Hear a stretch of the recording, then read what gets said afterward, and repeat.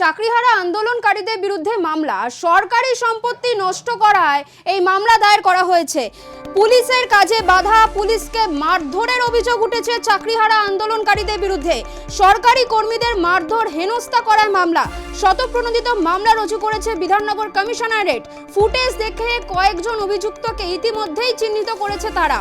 চাকরিহারা আন্দোলনকারীরা যে বিকাশ ভবন চত্বরে যে লাগাতার আন্দোলন চালিয়ে যাচ্ছেন, সেখান থেকে তাদের অভিযোগ উঠেছে সরকারি সম্পত্তি তারা নষ্ট করেছে এবং পুলিশের কাজে বাধা দিয়েছে, পুলিশকে মারধরের অভিযোগ উঠেছে এবং সরকারি কর্মীদের মারধর, হেনস্থা করায় কিন্তু আজকে মামলা রুজু হয়েছে। মামলা রুজু করেছে বিধাননগর কমিশনারেট।